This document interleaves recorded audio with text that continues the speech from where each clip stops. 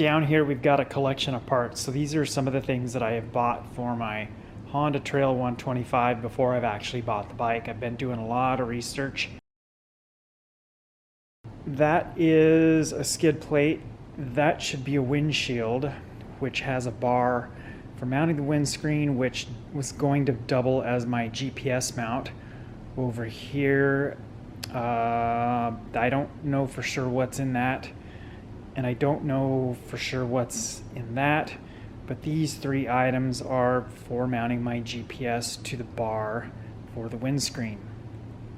So somewhere scattered amongst those two packages, we should have a USB power port, which has a dongle, little wire pigtail harness that plugs into the headlight. But we're going to go ahead and get some of this stuff opened up and unboxed. And so far we have, right here in my hand, is a battery tender style pigtail. This is made by Optimate. I like these because they have this little rubber silicone style boot on the end to keep water out. In the first bag, which is just one item, that's my power port. So the label on here says compatible with 2019 to 2024. I plan on buying a 2025, so it's going to be a little bit of a trick to see if this is actually compatible with a 2025 or not. So you can buy this thing in two different styles. You can get it where the ground and the power are in this harness, or you can get it where the ground picks up off of the turn signal harness. This is a fairly basic USB port. We've got USB-A, USB-C, power delivery. I don't know what the rating on this is.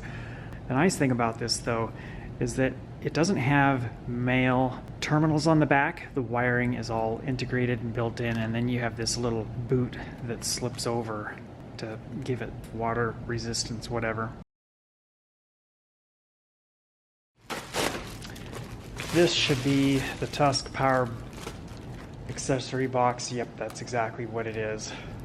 So we have three outputs numbered 1, 2, and 3, and then we have our negative wire, we have a positive wire that goes to the battery, and then we have this blue wire, which is an ignition triggered wire. So this hooks up to a power lead that is only active when the ignition switch is on. And then inside we have three different fuses. It's good for, I believe, a total of 15 amps. So you would want to not have more than 15 amps total here. So you would size these appropriately. If you needed to have one of these 10 amps, then you would need to have something less than 5 in either of these two. Anyway, if we look real close inside, you can see that series of little dip switches. So you also see the little C and then the S. So if we move the switch to the left towards the C, that means that circuit is then constant power. If we move it to the right where we see that little tiny S, then it's switched, meaning that circuit is only live when the ignition switch is turned on.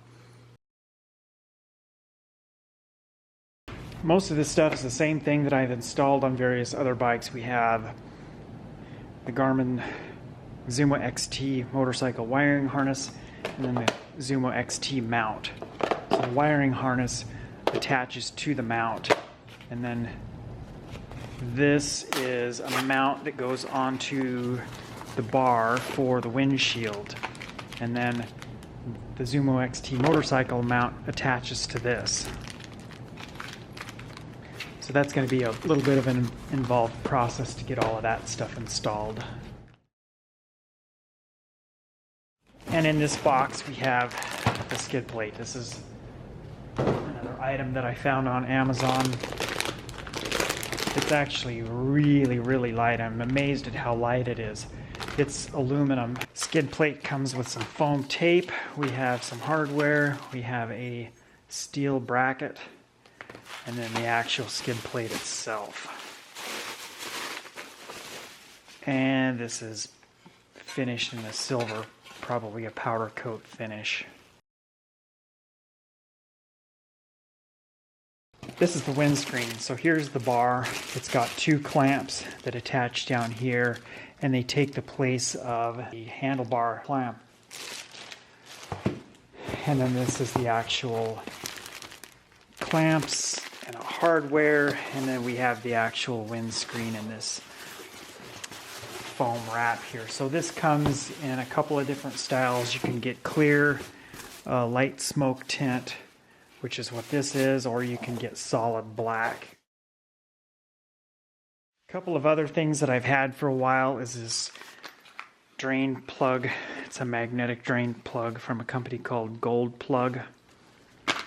I have a handlebar brace which strengthens the bars. It's not the one that I wanted, but it's all I could find. I wanted one from a company called Zeta, which uses spacers here instead of threaded rod.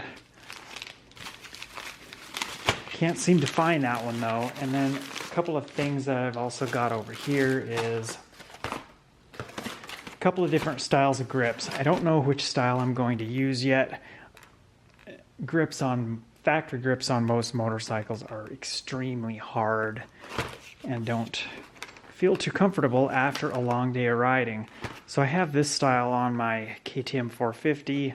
I have this style on my Ibex 450 and my DRZ. These are actually a little bit softer, and that's what I had planned on installing on my new DRZ, my DRZ 4S, but I haven't done anything to that bike yet. And then we also have a pair of SimTech Heat Demon heated grip kit. These are actually heating pads that you attach to the bars or the throttle tube. And here we have a piece of heat shrink. It's a glue style heat shrink, so as you heat it up, it of course shrinks, but then it glues itself to the bar. The reason for this is it acts as a big insulating pad on the left side handlebar, where on the right side handlebar you have the throttle tube that acts as your insulating pad. So that pretty much wraps up all the goodies and stuff that I've already purchased for my soon to arrive Trail 125.